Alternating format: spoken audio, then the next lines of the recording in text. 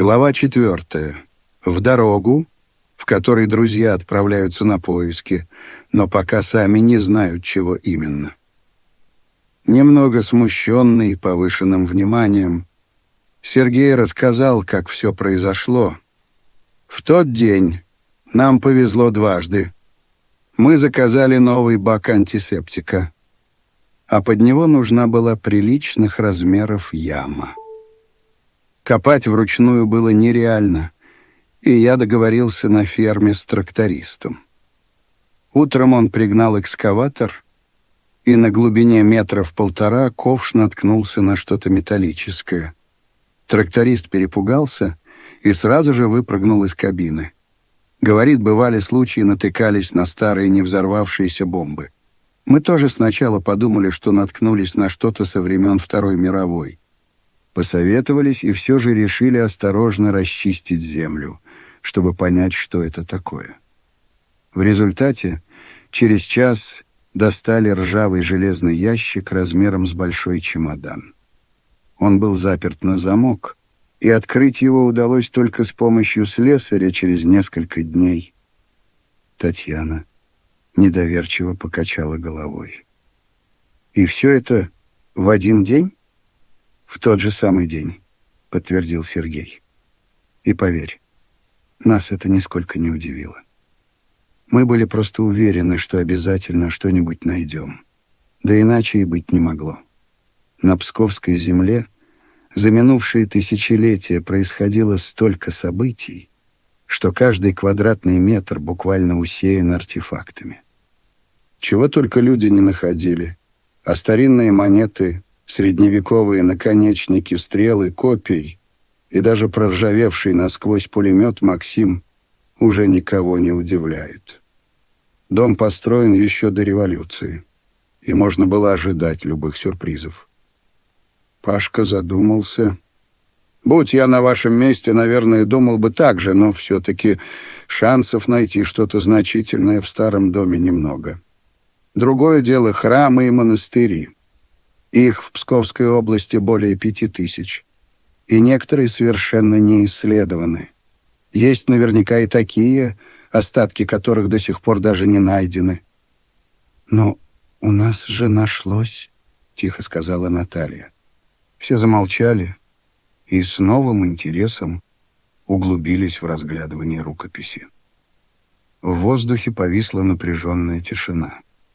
«Так?» — нарушил паузу Данька. «Что будем делать?» «Для начала давайте разберемся со всеми этими знаками», — предложила Татьяна, «и выясним, связаны ли они с символами в монастырях, как считает Пашка». «Тут без поездки на местность никак не обойтись», — подвел итог Данька. «Придется навестить эти монастыри». На следующий день вся компания снова встретилась в Оленьем гнезде, чтобы подготовиться к путешествию. Татьяна сидела за столом и составляла список вещей, чтобы ничего не забыть. «У нас все готово?» — спросил Пашка, вынося рюкзаки к машине. «Почти», — отозвался Данька. «Надо бы взять какое-нибудь оружие. Может, у Иры с собой есть?» — предположила Татьяна. «Ей вроде по работе положено». «С собой нет, но могу захватить, если надо», — отозвалась Ира, укладывая вещи в машину. «Ну уж нет», — возмутился Павел. «Никакого оружия мы брать не будем. Зачем оно нам? Что за воинственные настроения? Мы же мирные ученые и едем изучать древности, а не партизанить по лесам». Наконец, сборы закончились. В Псков вело довольно приличное шоссе, но затем предстояла дорога по заброшенным местам, и поэтому решили ехать на Данькином внедорожнике «Чероки». Он сел за руль, и импровизированная экспедиция тронулась в путь. Сидя на заднем сиденье, Пашка в очередной раз перелистывал черновик путеводителя, а Татьяна рассматривала фотографии рукописи на планшете. «Смотри, Пашка», — сказала она, указывая на один из знаков. «Это похоже на узор, который мы видели в соборе Святой Троицы». «Да, точно. Но здесь он изображен немного иначе, если я не ошибаюсь. Там не было вот этих стрелок, направленных изнутри кружков наружу. — ответил Пашка. «А вот это, — вмешалась Наталья, — напоминает солярные символы, которые встречаются в народной культуре». Сергей, который сидел впереди рядом с Данькой, обернулся. «Как думаете, это может быть чем-то вроде карты?» «Карты?» — переспросил Данька, не отрывая глаз от дороги. «Ну да. Эти узоры могут представлять собой точки на местности. Представьте, мы едем по древним знакам и открываем то, что никто и никогда до нас не находил. У меня такое впечатление, что вы уже чувствуете себя героями фильма «Индиана Джонс», — вздохнул Пашка. «Давайте опустимся на землю и для начала посетим Спасо-Преображенский собор в Пскове. Там великолепные фрески XII века. Вот это настоящий космос. Можете мне поверить на слово. На них вы увидите столько непонятных символов и знаков, что придется изрядно поломать голову, чтобы в них разобраться». Звякнул телефон у Ирины. Она глянула на экран. «Это по работе». Опять какой-то сумасшедший бросился под поезд метро. «А что, такое часто бывает?» — поинтересовался Сергей. «Нередко», — задумчиво ответила Ирина, глядя на экран. «В этот раз что-то совсем странное пишут. Тело не обнаружено». «То есть как?» — заинтересовался Данька. «Упала на рельсы и исчезла? Или его размазало по тоннелю?» «Фу, как ты выражаешься», — возмутилась Татьяна. «Есть только видео с камеры наблюдения во время падения», — продолжила Ирина. «А потом ничего, будто мираж какой-то». «Дай-ка посмотреть», — попросила Татьяна. «Информация конфиденциальная», — замешкалась Ирина, но потом все же протянула мобильник Татьяне. «Ничего себе! Так это же Геннадий, от которого я книгу получила?» — удивилась Татьяна. «Пальто тоже и шляпа, ну, во всяком случае, очень на него похож». «Ты, наверное, ошибаешься», — засомневался Пашка. «Таких совпадений не бывает». Некоторое время все молчали. Потом Данька спросил: «В Луге будем останавливаться или поедем дальше?» «Неплохо было бы размять ноги», — отозвалась Татьяна.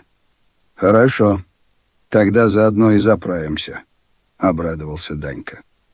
Они остановились у небольшого кафе при заправке. «Никогда еще не видел на таких туалетов, а тем более на заправках», — воскликнул Сергей, забираясь в машину. «Да, и что там необычного?» — поинтересовалась Наталья. «Заходишь внутрь и будто попадаешь в джунгли. Поют птицы, шумит водопад.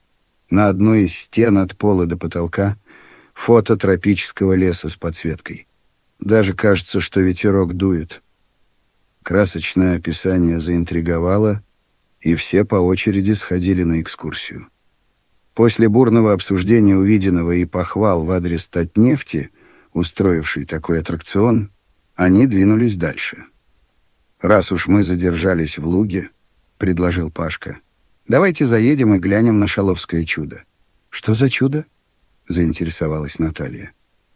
«Недавно энтузиасты восстановили в Шалово часовню. Много разных икон жертвовали обычные люди, монастыри и храмы. А недавно в часовню принесла икону местная дачница. Тут-то и произошло чудо. Лики на иконе были темные от старости, но уже через несколько дней после того, как икона попала в часовню, они посветлели, а затем стали проявляться все новые и новые краски, будто время повернуло вспять. Этим и знаменита теперь Шаловская часовня. Очень интересно. Надо обязательно заехать и посмотреть», — заинтересовались Сергей и Татьяна. Данька свернул с дороги, и они направились в Шалово. Деревянная часовня выглядела довольно оригинально из-за своего стиля модерн, в котором решили воссоздать ее реставраторы. Знаменитая икона висела на видном месте. Около нее тихо толпились люди, и подойти ближе было затруднительно. Но и издалека было заметно, как от нее исходит таинственное свечение. Возможно, это только казалось, и это всего лишь простой солнечный луч попадал через окно на икону под нужным углом, А может быть, и в самом деле светилась сама икона. В любом случае, это производило сильное впечатление. Будто ты ступил в исходящий от иконы поток вечной любви и красоты, и перед тобой вот-вот откроется сокровенная истина. Истина другого прекрасного мира, которую невозможно постичь, находясь вне этого потока. Истина мира, которому ты естественным образом органически принадлежишь, но из которого по какому-то чудовищному недоразумению выпал и оказался в безжалостном колесе сансары. После магической атмосферы часовни все погрузились в свои мысли и, без особого энтузиазма купив кое-какие сувениры, молча сели в джип. Лесная дорога шла вдоль небольшой речушки. За окном мелькали наводненные солнечным светом сосновые рощи и зеленые поля. Прошло не менее получаса, а молчание так никто и не нарушил. Неожиданно послышался громкий настойчивый гудок. Данька глянул в зеркало заднего вида. Там, почти упираясь в бампер Чероки, ехал черный внедорожник. «Вот наглецы!» — проворчал он, замедляя ход и прижимаясь к обочине, чтобы пропустить назойливого водителя. Но внедорожник тоже замедлил ход и вместо того, чтобы обогнать, продолжал ехать позади. «Что за ерунда?» — удивилась Татьяна, оглядываясь. «Непонятно», — пожал плечами Данька. «Сейчас свернем и посмотрим, что он будет делать». Когда они свернули на проселочную дорогу, внедорожник продолжил следовать за ними. «Это уже не смешно», — нахмурился Пашка. «Может, нам стоит остановиться и узнать, в чем дело?» — предложила Наталья. «Нет», — возразил Данька, — «в лесу останавливаться не будем. Кто знает, что у этих маньяков на уме. Лучше доедем до какого-нибудь поселка». Когда они, наконец, добрались до небольшого поселка, внедорожник исчез так же внезапно, как и появился.